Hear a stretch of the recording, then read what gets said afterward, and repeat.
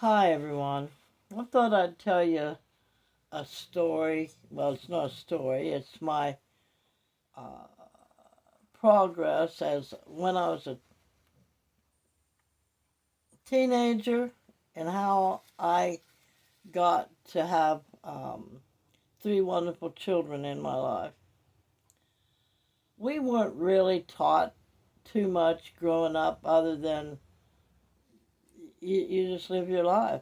Whatever comes, comes. And even though, as I look back, my mom tried to make the environment for us girls not so um, being able to attract supposedly the opposite sex in our life, and so we never had that um, when we were younger, that boyfriend girlfriend kind of thing going on. There was no the, at one point there was a man in the house, but he was always gone and drunk and in prison and um, going around with girls and into the bars and stuff. So we weren't really had any kind of connection to guys other than what my stepfather kind of geared me towards, what having a boyfriend was really about, if you know what I mean.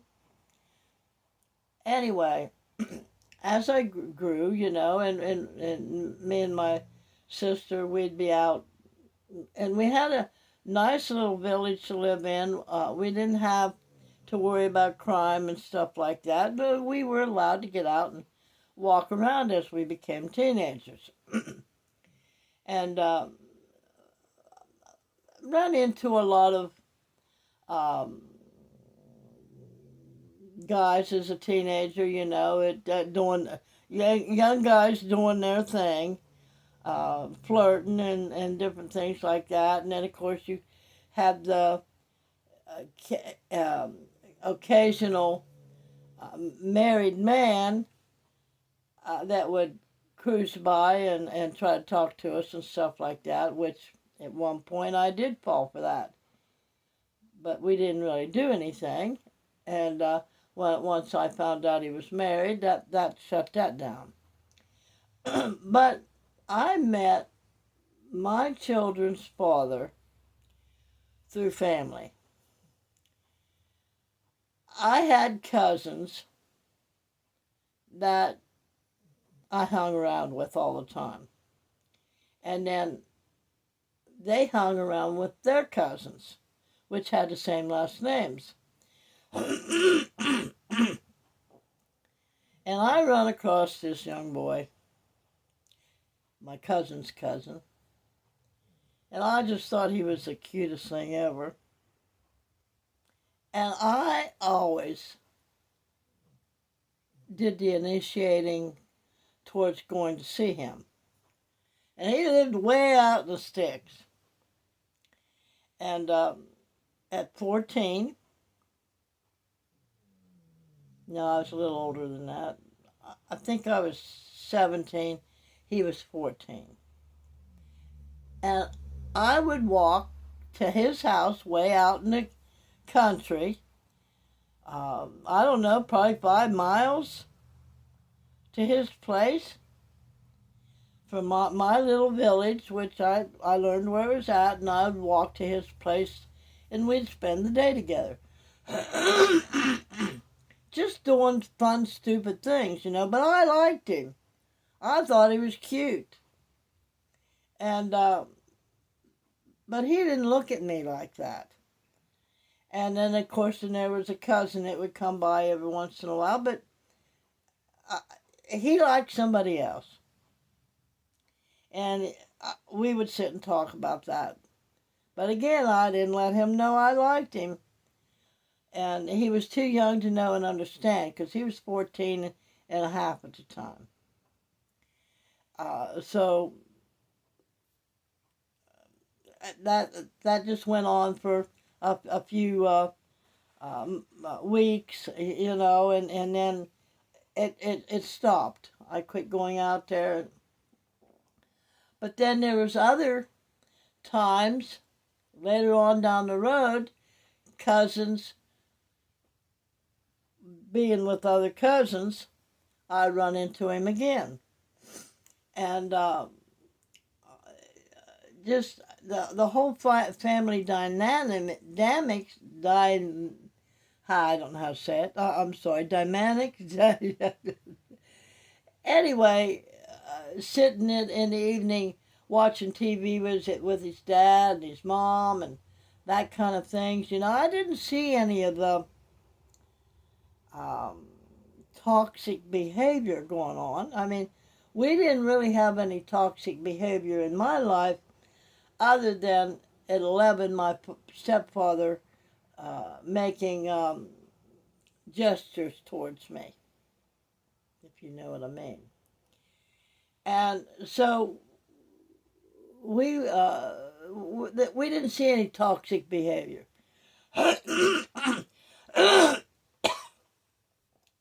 So we were just young and having fun as cousins with cousins and going along our way. And of course there was another cousin there too. And you know how that goes. But finally when you got to the age where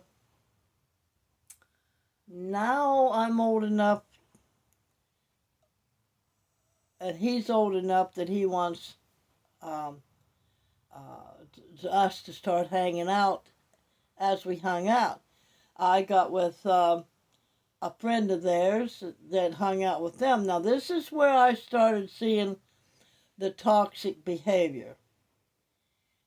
But I didn't know about toxic behavior because I did see a little bit of it in my life with my stepfather, with my mom.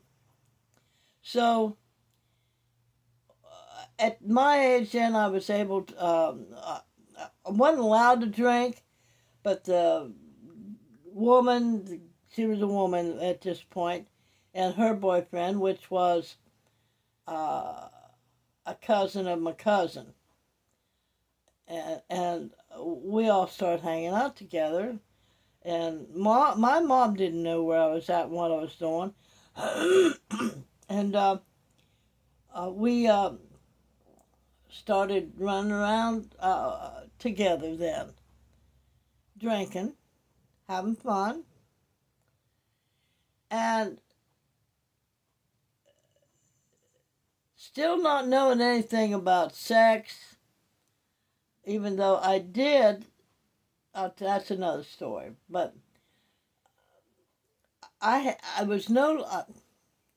To make a long story short, this boy would have not been my first, and we'll leave it go that at that. But not knowing that doing these, having my time in with this boy, not knowing that I could get pregnant. Well, we did this for weeks. And me seeing, and there must have been some toxicity in me because if things didn't go my way, or different things, I would slice my wrist. Or I would threaten to kill myself. Now, I don't know what that was about because it got pretty bad between him and I at different times, and I'm still a teenager. He's a very young teenager. And this one night, he grabbed a hold of me, put his hand around my throat, and started choking and said, "I don't ever want to see you say something like that again," because I had threatened that I was going to, And so that should have been my first clue. And then, of course, there was other clues that showed that his brother was very toxic. The woman that we were hanging with was very toxic. But I didn't really realize that, but I do know I didn't like being treated like that. That's all I knew. But I didn't have no idea what to do about it. But somewhere in there, I ended up getting pregnant. And I started realizing I didn't like that kind of treatment, and I didn't like those feelings that I was getting from the toxicity. But I still couldn't pull myself away because I grew up with the idea that that's what love is. And also with the idea that young girls are supposed to get married and have a family. So, different times I tried to walk away from the situation because I didn't care for how I could see how it was going. But people talked me into continuing. Well, what are you going to do about the baby? I can't even tell what I was thinking then about the baby. It didn't even dawn on me. And of course, by that point, my mom knew I was pregnant. I was going to the doctor and stuff. And he finally asked me to marry him out of obligation. And I know that's why he married me. I remember the day I told him I was pregnant. We were sitting in his car, and he just hung his head on the steering wheel. As I look back, I can have compassion for him because he was young. I was 19 by the time we got married, and he was 17. 16 and a half. And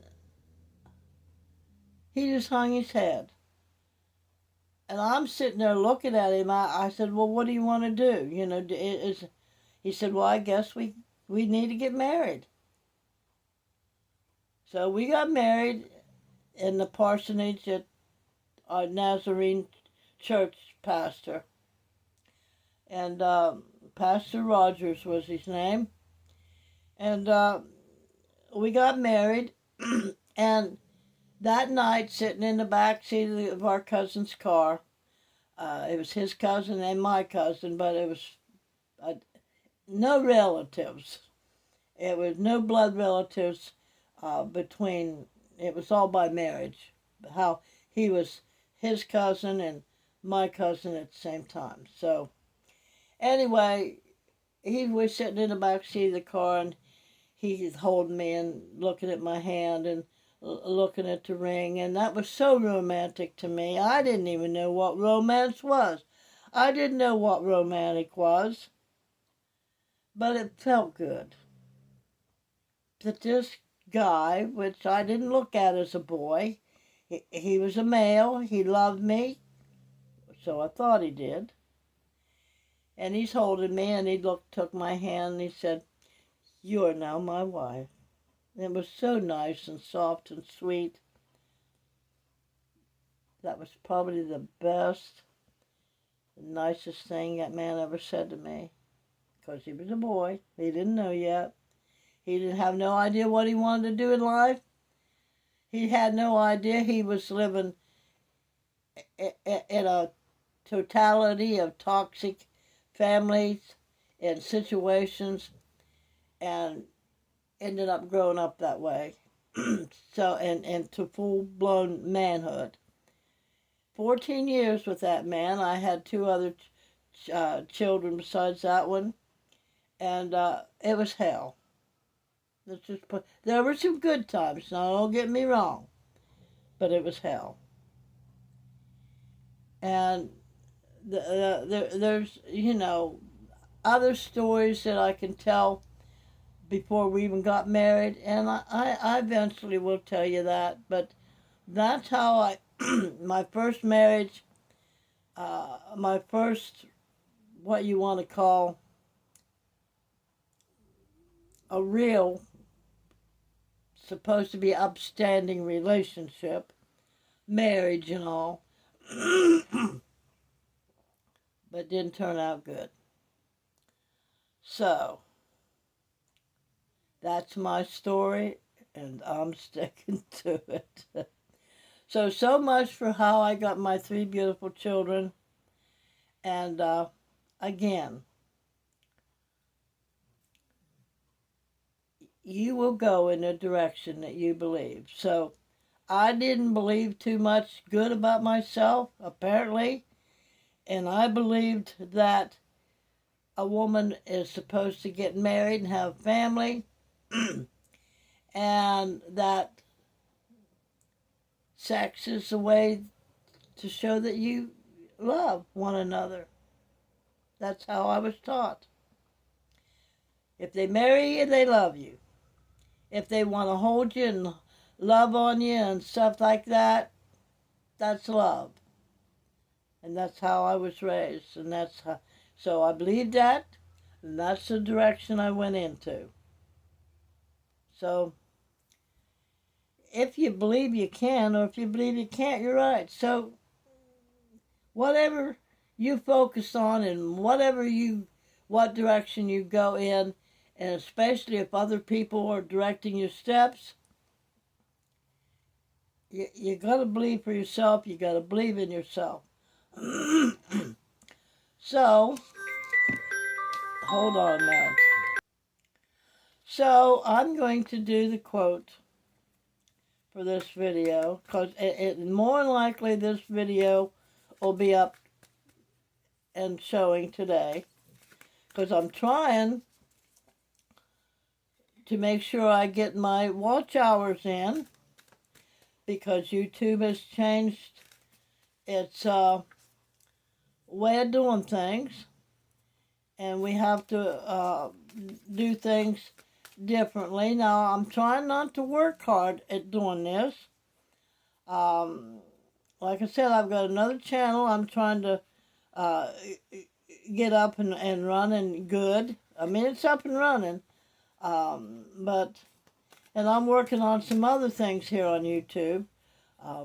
So possibly another channel, but I'm not going to tell you about it. It's for entertainment purposes only, and so something that I feel like I've wanted to do for quite some time. So I'm going to pick a card out of my quotes.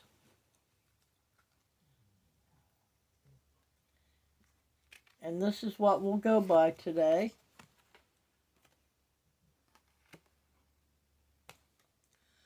Work hard for what you want, because it won't come to you without a fight. Now, what do I mean by it won't come without a fight? Well, because there's going to be many obstacles in our path.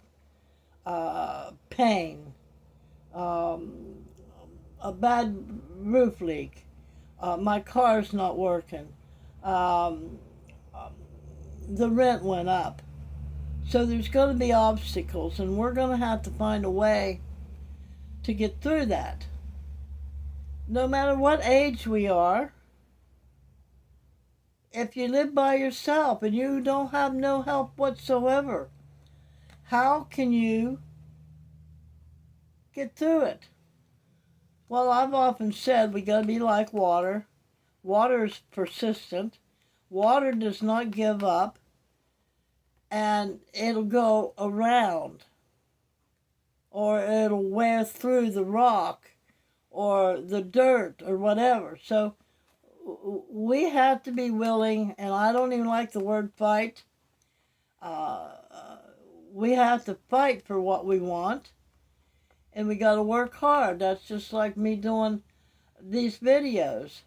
It's hard for me in this camper because I have very little room. And of all the things that I want to have in my life, I've got to figure out a way to have it here. I've got my walk-in closet. I'd like to have more space in that, but it's not. And I've got a spot in there that I can sit. I've got my futon in there that I can either sit here and do some drawings for y'all, or I can go in there and do it. And I can also sit in there on a cold winter's day with it all heated up in there, and I'm in my warm blanket, and sit out there and look out the window during the snow. So, yes, work hard for what you want, because it won't come to you without a fight.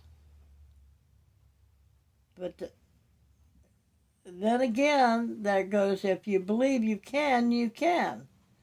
So when you start believing that you can, along with the hard work, the universe, the creator, will find a way to bring it to you. But you gotta not be fearful. You gotta do everything you do it with love.